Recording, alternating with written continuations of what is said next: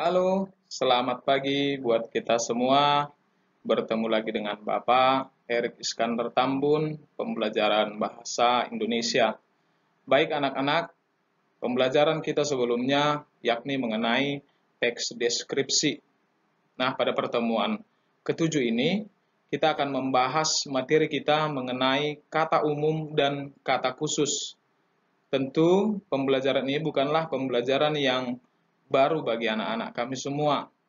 Pastinya, waktu SD, materi ini sudah pernah dibahas sebelumnya. Nah, pada kesempatan ini, kita akan mengulas lebih dalam lagi, atau bisa dikatakan mereview ingatan anak-anak kami kembali mengenai kata umum dan kata khusus. Nah, pada kesempatan ini, tentu yang menjadi pertanyaan adalah apa sebenarnya kata umum dan kata khusus itu? Nah, kenapa ada kata umum dan kenapa ada kata khusus? Tentu ini menjadi pertanyaan bagi anak-anak kami semua. Nah, kata umum itu sering kita dengar menggunakan istilah hipernim. Sedangkan kata khusus itu disebut sebagai hiponim. Nah, kita bedah satu persatu. Kata umum adalah kata-kata yang memiliki makna dan cakupan pemakaian yang lebih luas. Sedangkan kata khusus tentu lawan dari kata umum. Cakupan maknanya itu lebih sempit. Nah, apa sebenarnya, Pak? Cakupan maknanya lebih luas, dan apa artinya cakupan makna lebih khusus? Mari kita perhatikan sama-sama. Kalau disebut kata umum, kenapa dikatakan maknanya itu lebih luas? Dikarenakan pembentukan maknanya lebih dari satu, ataupun maknanya itu bisa mengandung banyak arti. Contohnya, mobil. Mobil adalah salah satu contoh kata umum. Nah, kalau kita perhatikan, mobil ini tentu mengandung banyak jenis. Kalau kita buat contoh kalimatnya, Pak Erik pergi ke Medan menaiki mobil. Nah, dari kalimat itu bisa kita pahami bahwa Pak Erik itu berangkat ke Medan menaiki mobil. Tetapi secara spesifiknya, kita sebagai pendengar tidak mengetahui mobil apa yang ditumpangi Pak Erik. Nah, tentu perlu adanya kata khusus di dalamnya. Jadi, kata khusus yang harus dipakai yakni tujuan maknanya itu sudah terarah ke dalam satu makna. Contohnya kalau kita buat, Pak Erik berangkat ke Medan menaiki mobil Avanza. Nah, mobil Avanza ini adalah bagian dari kata khusus. Jadi, nampak anak-anak ya, sangat terlihat jelas perbedaan antara kata umum dan kata khusus. Atau kita ambil contoh yang lain, bunga. Kalau kita buat ke dalam kalimat, Pak Erik membawa sekuntum bunga dan diberikan kepada siswa terpintar. Nah, tentu dari makna kalimat itu kita tidak mengetahui lebih jelasnya, lebih detailnya, bunga apa sebenarnya yang Pak Erik berikan kepada siswa yang pintar itu. Nah, kita buat secara spesifik. Mungkin Pak Erik memberikan sekuntum bunga mawar kepada siswa terpintar itu. Nah, jadi penggunaan kata umum ini harus tepat pada konteksnya. Nah, kalau misal kita pakai, apakah kata umum itu bisa dipakai, Pak? Tidak membingungkan banyak orang? Bisa, tapi tergantung konteksnya. Misal kalau kita pakai kata melihat. Pak Erik melihat Rani sedang mencuci pakaian. Pak Erik melihat Rani sedang mencuci pakaian. Kata melihat di sana adalah kata umum. Maknanya itu luas. Nah, apa kata khusus dari melihat? Bisa menengok, bisa mengintip, nah, bisa melirik. Nah, itu adalah kata-kata khusus yang digunakan untuk kalimat-kalimat tertentu. ya. Misalnya ada seseorang yang sedang melakukan atau dia sedang melirik. Nah, kata umumnya itu adalah melihat, ya.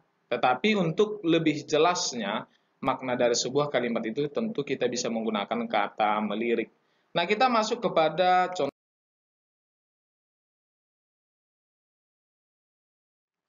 Nah, jadi pada umumnya itu kata umum itu memiliki beberapa macam kata khusus. Sudah pasti kata umum memiliki kata khusus ya. Nah, kata khusus ini memiliki bentuk-bentuk yang berbeda, tetapi maknanya tetap sama dengan kata umum. Contoh yang Bapak buat. Nah, mari kita perhatikan. Contoh pertama, ayah melihat adiknya yang sedang dirawat di rumah sakit. Contoh kedua, ayah menengok adiknya yang sedang dirawat di rumah sakit. Nah, kalau kita lihat bahwa kata menengok di sini adalah kata khusus dari melihat. Nah, kalau kita mau mengartikan, tentu kata melihat itu maknanya lebih luas ya. Maknanya, cakupan maknanya lebih luas.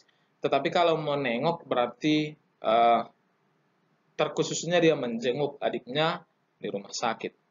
Nah, kalau kita lihat kalimat ketiga, di kalimat ketiga ini ada penggunaan kata melirik.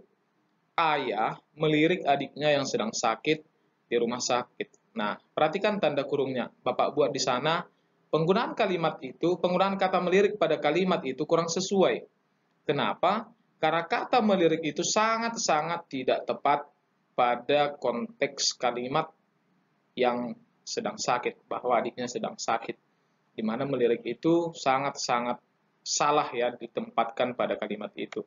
Nah, artinya kata umum dan kata khusus ini memiliki penggunaan berbeda-beda. Kalau kita ingin mengartikan kalimat itu pada satu makna yang lebih jelas, yang lebih relevan, maka mari kita menggunakan kata khususnya. Nah, jadi tergantung konteksnya. Tetapi seperti yang Bapak jelaskan di slide sebelumnya, bahwa kata umum pasti memiliki kata khusus. Mobil adalah kata umum, pasti memiliki kata khusus. Contohnya Avanza, Ras, Terios, dan sebagainya. Ya, itu contoh-contohnya. Nah, selanjutnya, bahwa kita bisa melihat kalimat di atas itu memiliki makna umum melihat. Kata khususnya itu menengok dan melirik. Tetapi pada kalimat pertama itu kata umum masih digunakan sesuai pada konteksnya. Jadi penggunaan kalimatnya tepat. Sedangkan pada kalimat ketiga itu melirik tidak sesuai lagi kepada konteksnya. Jadi anak-anak kami, penggunaan kata umum dan kata khusus ini harus kita pertimbangkan, harus kita sesuaikan dengan konteks. Pada materi selanjutnya, contoh kata umum dan kata khusus. Kata umumnya adalah melihat, maka bisa kita artikan atau bisa kita lihat contoh kata khusus dari melihat itu. Ada beberapa kata, ada menengok, menyaksikan, melirik, memandang, memelototi, mengamati, dan memperhatikan. Nah, kata khusus ini harus kita tempatkan pada penggunaan kalimat yang berbeda-beda. Nah, tentu konteks melihat dengan melirik itu berbeda. Melihat itu maknanya itu luas, ya. Contoh kalau Bapak membuat contoh,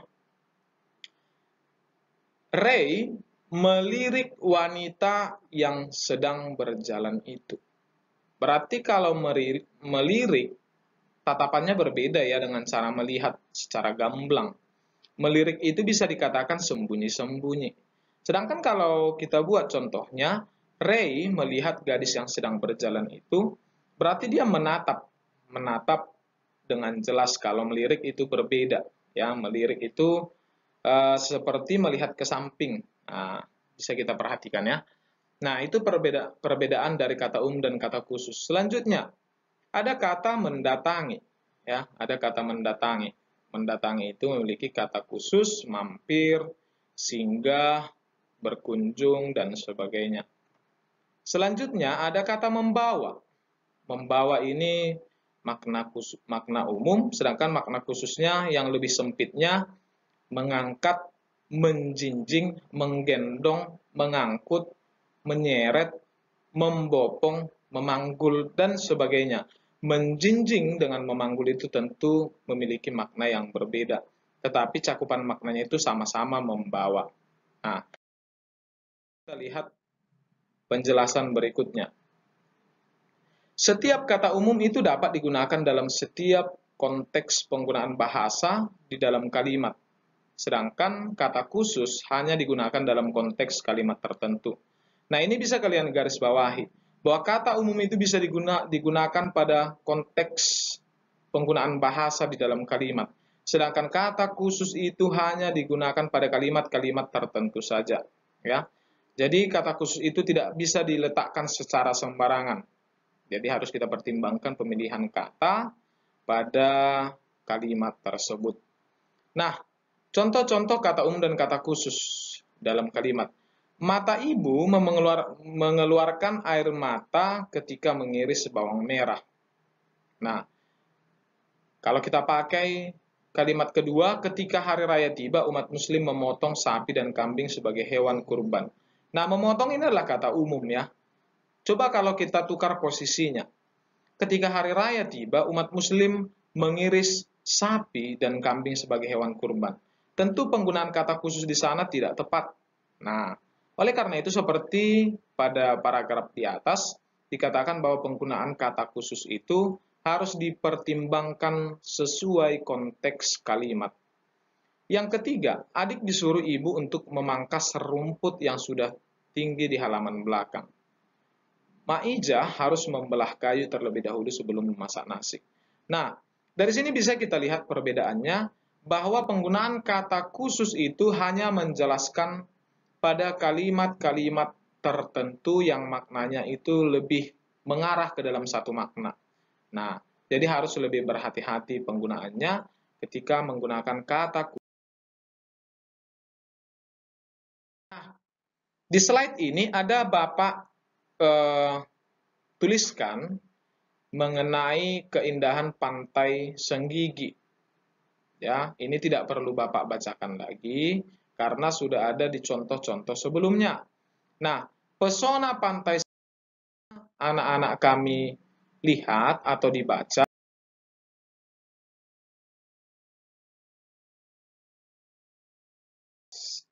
Nanti kamu buka di halaman 12 itu ada contoh teks deskripsi mengenai pantai Senggigi. Kemudian setelah kamu membaca dengan seksama, kamu mencari dari teks deskripsi itu mana yang menjadi kata umum ataupun kata khusus, kemudian kamu masukkan ke dalam kalimat.